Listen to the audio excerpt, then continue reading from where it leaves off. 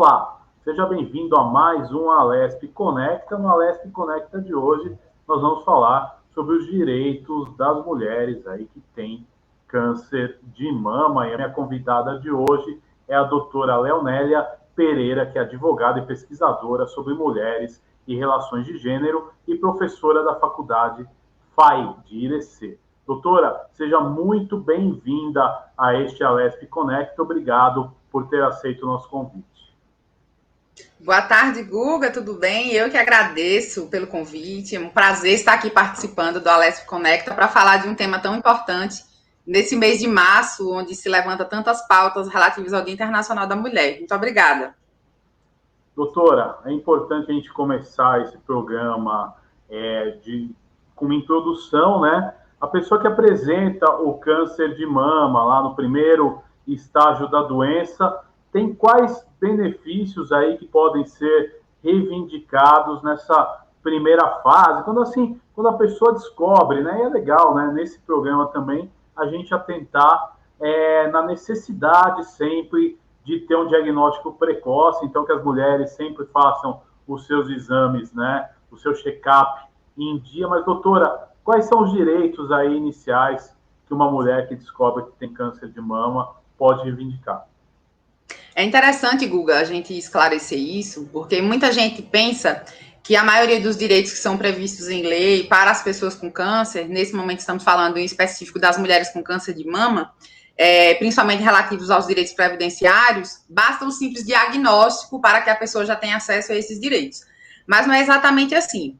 O que vai nos trazer essa resposta é o estágio clínico da doença em que a pessoa se encontra. Então, imediatamente após o diagnóstico, os direitos relativos ao acesso a medicamentos de alto custo pelo SUS, o direito aos 3 dias de folga por ano para fazer exames, inclusive na fase de detecção da doença, sim, a pessoa já tem direito logo no início.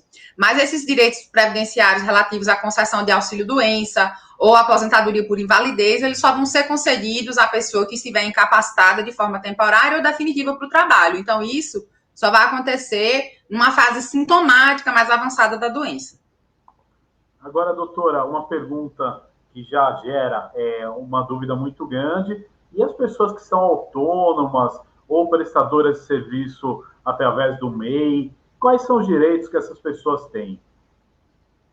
Quando a pessoa for trabalhadora autônoma ou então for microempreendedora individual e ela recolher contribuições para a Previdência como contribuinte individual, ela vai ter direito a todos os benefícios que um contribuinte do regime geral de Previdência tem, que é a pessoa que tem a carteira assinada ou o servidor público que tem lá a sua Previdência recolhida direto da fonte.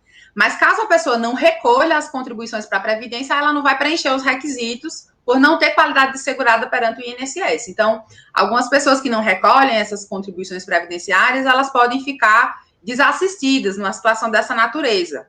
Mas há uma outra previsão legal que pode vir a suprir uma situação eventual de quem não faça contribuição. Por exemplo, que vem da Lei Orgânica da Assistência Social, que fala do benefício de prestação continuada. Esse benefício ele tem o valor de um salário mínimo e ele é direcionado a pessoas portadoras de deficiência que ficaram incapacitadas para o trabalho e para ter uma vida independente, e isso, no caso, a pessoa que ficou incapacitada em decorrência de agravos derivados do câncer.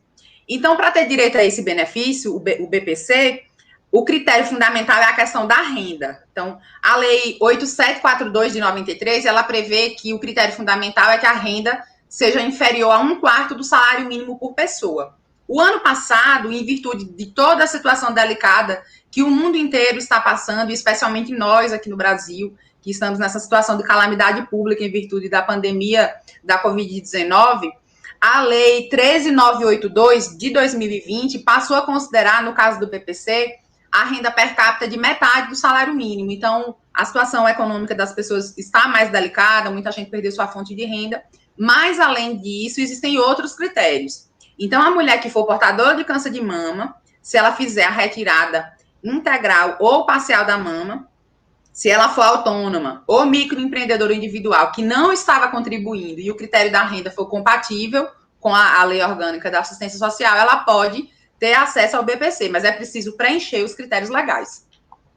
Agora, doutora, é interessante, né? Você mencionava na outra questão que a mulher tem direito a 3 dias de folga para tratamento. Mas, assim, vamos fazer uma análise mais ampla. A pessoa, quando está doente, né, no tratamento, 3 dias não são pouco, né, esse direito por ano, 3 dias de folga para tratamento e exame. Aí eu pergunto, isso é critério da empresa ou é a critério do doente? Como é que funciona isso? A questão dos 3 dias de folga, na verdade, não é para tratamento, é para exames mesmo, na fase inicial. Então, assim, a pessoa foi fazer seu check-up e aconteceu ali dentro da análise do profissional de saúde que a pessoa está com suspeita de câncer de mama. Então, ela tem direito a esses 3 dias de folga que não precisam ser tirados de uma vez, pode ser um agora, outro no mês que vem. Isso não quer dizer que se a pessoa precisar se afastar do trabalho, ela não vai ter direito ao atestado médico. Esses 3 dias de folga, eles podem acontecer, inclusive, na fase de detecção da doença, no início. Então, é uma previsão recente da Lei 13.767 de 2018. Então, ela permite a homens e mulheres que estejam em fase de detecção de câncer se ausentarem do trabalho sem prejuízo do salário por até 3 dias a cada 12 meses trabalhados. E aí, a lei não especifica de que forma a pessoa vai organizar-se, porque você perguntou se era critério da empresa, mas, na verdade, não é critério da empresa. Porque a pessoa que nem sempre vai saber quando ela vai ter que se ausentar para fazer um exame. Então, uma vez que ela precise se ausentar, posteriormente ela vai apresentar o atestado médico fornecido pelo laboratório ou pelo médico, com carimbo e assinatura, e aí ela vai ter essa falta abonada. Oi, doutora, é interessante também a gente abordar, né? A senhora explicou um pouco do benefício de prestação continuada. É a mesma coisa do auxílio-doença, e a mulher ela pode requisitar esse auxílio-doença logo quando descobre o diagnóstico. Como é que funciona esse processo? É legal a gente detalhar para o nosso telespectador. Não é a mesma coisa. O BPC, como eu mencionei há pouco, ele é um benefício voltado a pessoas portadoras de deficiência, que são incapacitadas para o trabalho, ou ao idoso, que não era compatível com nenhum outro regime de previdência. No caso do auxílio-doença, o que acontece? Ele é um benefício pago pelo INSS quando a pessoa, a trabalhadora, se encontra incapacitada para realizar atividades de trabalho por um período superior a 15 dias. Por que um período superior a 15 dias? Porque se a pessoa contribui para a Previdência Social, os primeiros 15 dias de afastamento do trabalho, eles são cobertos pelo empregador. Então, a pessoa está ainda numa fase inicial da doença, ela está trabalhando. Então, ela não vai ter imediatamente acesso ao auxílio-doença, porque o requisito primeiro é comprovar que a pessoa está incapacitada para realizar as suas atividades habituais de trabalho. Então, a partir do 16º dia, ela tem que ir para o INSS. Então, os primeiros 15 dias são cobertos pelo empregador. A partir do 16º dia, ela vai ser encaminhada para o INSS, mas ela não vai receber imediatamente. Ela vai ser encaminhada para fazer um processo administrativo, onde o INSS vai avaliar se, de fato, ela preenche os critérios para receber o auxílio-doença. E depois da análise desse processo administrativo e também do resultado da perícia médica, que é realizada lá no INSS, é que a pessoa vai ter direito a receber o auxílio-doença. Aí tem uma outra situação que é interessante, Guga, a gente falar, é que tem situações mais graves que a pessoa não fica só temporariamente incapacitada para o trabalho, mas fica incapacitada de forma permanente, de forma definitiva.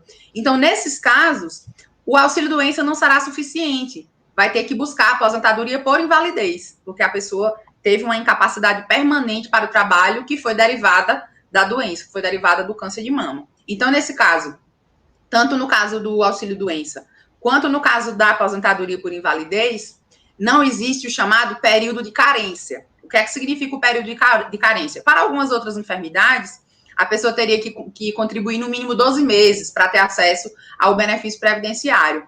Mas como o câncer de mama e outras espécies de câncer são enfermidades extremamente imprevisíveis, a gente não tem como, né, imaginar se a pessoa não estiver fazendo exames frequentes. Às vezes a pessoa pega de surpresa, às vezes ela faz check-up todo ano, e aí vai fazer o exame e descobre um câncer no estágio inicial. O que é o requisito? É que a pessoa já seja contribuinte e que o diagnóstico tenha ocorrido após ela estar nessa condição de segurado do regime geral de previdência. Então, ela está contribuindo, então começou a trabalhar, a carteira foi assinada, ou é autônoma e está fazendo recolhimento como contribuinte individual. passou a contribuir, integrou o regime geral de previdência, se o diagnóstico acontecer depois, ela já vai estar amparada, caso ela preencha os critérios do auxílio-doença ou da aposentadoria por invalidez. Então, essa resposta, de fato, só vai acontecer após a perícia.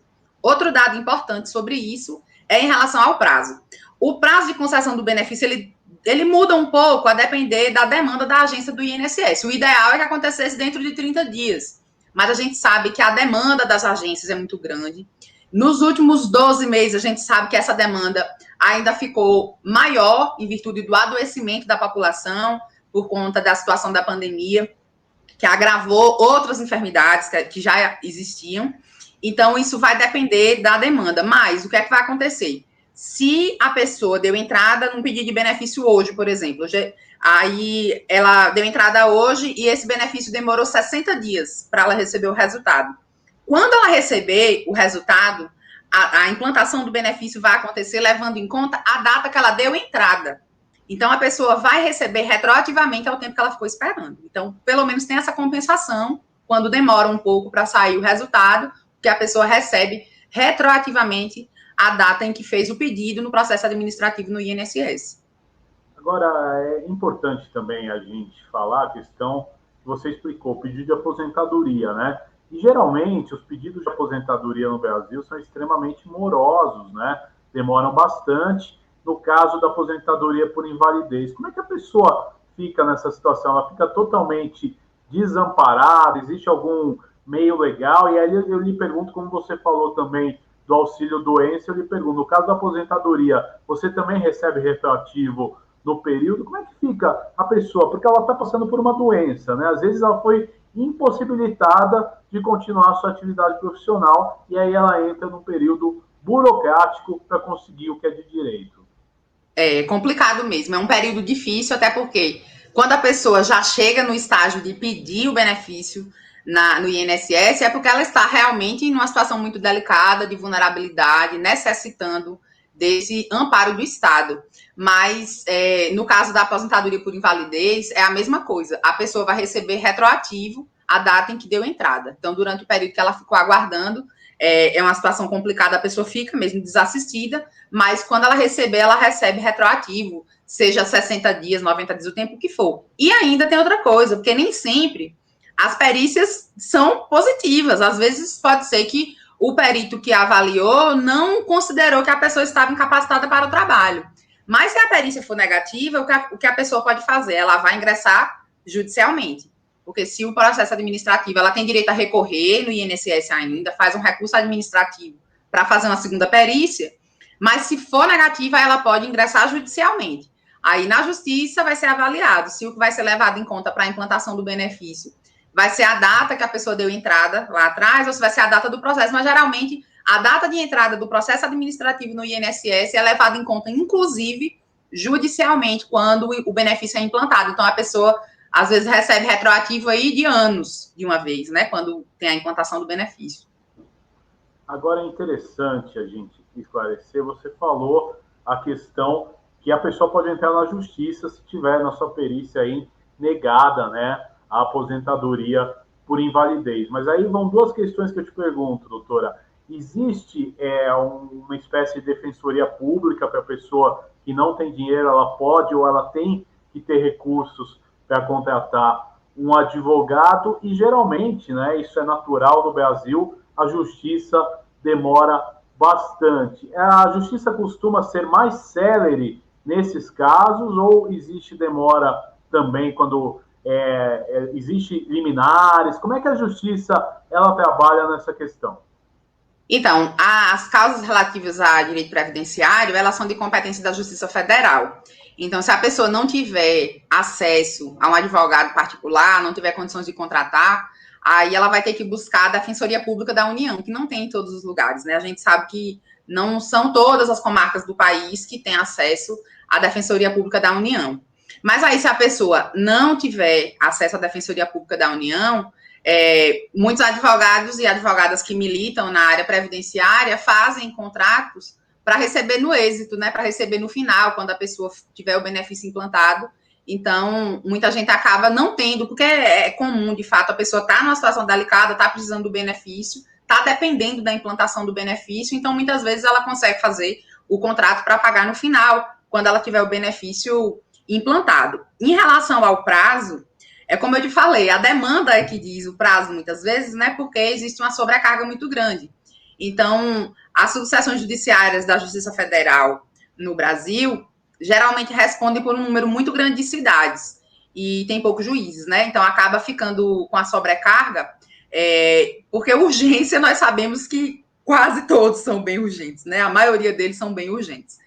Mas aí tem a possibilidade da liminar, se já tiver prova pré-constituída suficiente, é possível, sim, a pessoa conseguir a implantação por liminar, mas como são situações delicadas e que tem impacto econômico, né, isso tudo é tomado com muita parcimônia. Mas é como eu estou lhe falando, é bem delicado esperar, mas é bem delicado também a situação da demanda, que é altíssima. E nesse último ano, né, com essa situação de audiências remotas e todo o impacto que essa situação do distanciamento trouxe para a prestação dos serviços públicos, tornou tudo bem mais difícil, tanto para quem está esperando, quanto para quem está fazendo. Agora, doutora, uma outra questão que é bastante interessante é a questão da doente. Ela pode pedir adiantamento de PIS, FGTS, algum outro direito que seja cabível nesse momento, doutora? Sim, sim. No caso do FGTS, as mulheres diagnosticadas com câncer de mama, elas têm direito ao saque integral, inclusive, do FGTS. Mas o que vai acontecer? A paciente com câncer de mama que estiver passando pela fase sintomática da doença. Então, não é o diagnóstico inicial que já vai, a pessoa recebeu o diagnóstico inicial, está numa fase inicial, tem uma grande chance de cura, e é o que todo mundo espera quando recebe um diagnóstico desse, é que tem a chance de cura, mas a pessoa só vai ter acesso ao saque integral do FGTS se ela tiver, de fato, na fase sintomática da doença. Da mesma forma, se essa pessoa, essa mulher com câncer que eventualmente esteja com câncer de mama, se a situação não for com ela, for com um dependente dela, um filho, por exemplo, que seja portador de câncer, ela também pode fazer o saque do FGTS. E se for em relação ao PIS, PASEP, da mesma forma. Então, pode fazer o saque, ou se for o caso do câncer na mulher, ou enfim, é um direito que é ampliado para outros tipos de câncer, e também em relação ao dependente diagnosticado com a doença. E a retirada também pode ser integral, sendo que o PIS, a pessoa vai fazer o FGTS na Caixa e o PASEP no Banco do Brasil. Agora, outra coisa que me veio aqui à memória, a questão de uma pessoa que tem, por exemplo, um seguro de vida por invalidez, né, que tem lá cobertura por invalidez. No caso de um câncer, ela pode pedir adiantamento desse benefício? No caso, tem que ver o que é que diz a apólice do seguro, né? Isso vai depender muito. Geralmente, essas situações de invalidez de seguros, a pessoa só pode pedir quando ficar, de fato, comprovado através de perícia que ela está permanentemente incapacitada para o trabalho. Então, não é só aquele diagnóstico inicial. Então, se houve uma amputação, por exemplo, de um membro, a pessoa perdeu a visão, ou ficou com alguma sequela neurológica em que ela não tem capacidade, por exemplo, de caminhar sozinha, ou perdeu o equilíbrio, enfim. E isso, de fato, já mostra que a pessoa ficou incapacitada de forma permanente. Então, a pessoa vai comprovar a invalidez através de perícia. Então, comprovando que há uma incapacidade permanente para o trabalho, ela vai poder pleitear também aí uma apólice de seguro que ela tenha feito, uma previdência privada, enfim. Agora, doutora, compra de veículos com isenção de IPVA, como é que funciona isso? Olha, essa questão da compra de veículo é interessante, porque os pacientes com câncer que comprovarem alguma deficiência física proveniente da doença, então são sequelas, né, permanentes, que a pessoa tenha ficado, por exemplo, sem enxergar, teve uma amputação de um membro, seja um membro superior ou inferior, ou então ficou com dificuldade, né, de equilíbrio, ficou com alguma sequela de alguma dificuldade até psicológica, enfim. Qualquer uma dessas situações que comprovem uma deficiência permanente, seja física ou psicológica, que impacte essa condição de conduzir um veículo comum, a pessoa vai ter direito à isenção de ICMS de IPI e de IPVA para a aquisição dos veículos adaptados. Então, a aquisição do veículo acontece porque a pessoa está impedida de conduzir um veículo comum e, por isso, precisa de um veículo adaptado, ou para que ela mesma venha a dirigir dentro das suas condições, ou para que outra pessoa dirija em seu lugar para conduzi-la, né, para os seus tratamentos e tudo mais.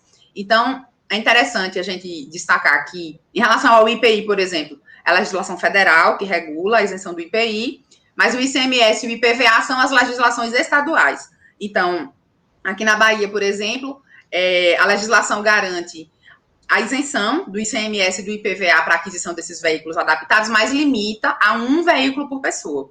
Eu verifiquei aqui rapidamente numa pesquisa também que no estado de São Paulo é da mesma forma. Eu creio que seja muito parecido, na maioria dos estados, pelo menos, essa limitação a um veículo por pessoa, justamente para evitar que outras pessoas venham a se utilizar dessa isenção para adquirir outros veículos. Então, tem aí a isenção do IPI a nível federal, do ICMS e do IPVA, que acabam fazendo com que esse veículo adaptado, que é muito caro, fique num valor mais acessível para essa pessoa que já está com limitações e precisa desse amparo para poder se movimentar. Agora, doutora, outra coisa que eu percebi que existe essa possibilidade, e é interessante a gente perguntar e esclarecer o nosso espectador, em caso quem tem o financiamento aí da casa própria, por exemplo, é possível pedir a isenção desse financiamento por motivo de doença? Olha só, mais uma vez, em relação a isso, tem que se atestar a invalidez total ou permanente por conta do câncer. Então, o que vai acontecer? A pessoa que ficar nessa situação, ela vai ter direito à quitação, desde que ela tenha ficado, de fato, inapta para o trabalho e que a doença tenha sido adquirida depois que ela assinou o contrato para a compra do imóvel. Então, os imóveis que foram financiados pelo sistema financeiro de habitação, quando a pessoa faz o financiamento do imóvel, ela já paga também um seguro que garante a quitação do imóvel no caso de invalidez ou de morte do titular do contrato. Então, no caso de invalidez, o seguro vai quitar o valor que corresponde ao que a pessoa ia pagar por meio do financiamento e a instituição financeira vai encaminhar os documentos necessários à seguradora, né, para que ela possa fazer a cobertura. Então, a quitação do imóvel, ela pode acontecer nessa situação ou no caso da morte da pessoa que é a titular do contrato, decorrente desse diagnóstico do câncer. Mas é importante destacar que só vai acontecer dessa forma se o diagnóstico ocorreu depois da assinatura do contrato. Então, se a pessoa assinou um contrato de financiamento de imóvel e já estava doente, certamente ela não vai ter acesso a esse seguro. Mas se aconteceu antes, então foi uma situação imprevisível, ela paga o seguro no momento da assinatura do contrato e vai ter acesso a esse direito à quitação do imóvel, tanto no caso de invalidez permanente ou no caso da morte do titular do financiamento. Agora, e o transporte coletivo? A pessoa tem isenção na tarifa do transporte coletivo? Isso varia de município para município, de estado para estado? Como é que funciona isso? Essa questão do transporte também é regulada, né, geralmente, ou pelo município ou pelo estado, a depender se é transporte municipal, intermunicipal, ou se é transporte interestadual, ou se é transporte coletivo só local. Mas geralmente tem essa isenção, né? Porque existe esse estímulo à isenção, e acontece de forma simples, né? A pessoa apresenta, geralmente ela tem uma carteira específica, né, para acessar o transporte público, e apresenta essa carteira e ingressa no transporte sem fazer o pagamento, né, da sua passagem. Agora, doutora, e a questão do tratamento? A pessoa às vezes não tem dinheiro para comprar os remédios. O governo é responsável por fornecer o melhor tratamento para a pessoa? Como é que funciona essa questão? Porque, principalmente no caso do câncer, a gente vê que existem vários tipos de tratamento e alguns de alto custo, outros até não são oferecidos pelo Sistema Único de Saúde. Mas você pode, via judicial, buscar um melhor tratamento? Como é que funciona isso? Então, o câncer tem realmente muitos tratamentos que não estão acessíveis para a maioria da população, porque são de alto custo. Mas o que acontece? Se a pessoa está nessa situação, né, que ela precisa do medicamento, não tem condições de comprar, então ela vai fazer a solicitação na Secretaria de Saúde do município, ou do estado, ou no Ministério da Saúde. Então, o poder público, porque se a Constituição nos diz que a saúde é direito de todos e é dever do Estado, ela vai fazer o requerimento desse medicamento. Se ela tiver uma resposta negativa, ela pode pedir judicialmente, né, para que ela tenha acesso a essa medicação. Se ela não é oferecida pelo SUS, a pessoa vai fazer a solicitação para que o SUS faça a aquisição do medicamento, porque se a saúde é direito de todos, ela não pode ficar desassistida naquele momento, já que não tem condições de fazer a cobertura desse tratamento. Então, pode solicitar, e se ela tiver resposta negativa, ela pode ingressar judicialmente para fazer com que, ou a Secretaria de Saúde, geralmente, já vi algumas liminares em que as autoridades judiciais acabam direcionando a liminar de forma solidária a município, Estado e União, porque se é obrigação do Estado, né, de forma geral, qualquer dos três pode e deve cumprir a determinação de garantir a medicação para que a pessoa faça o tratamento e tenha a chance de cura.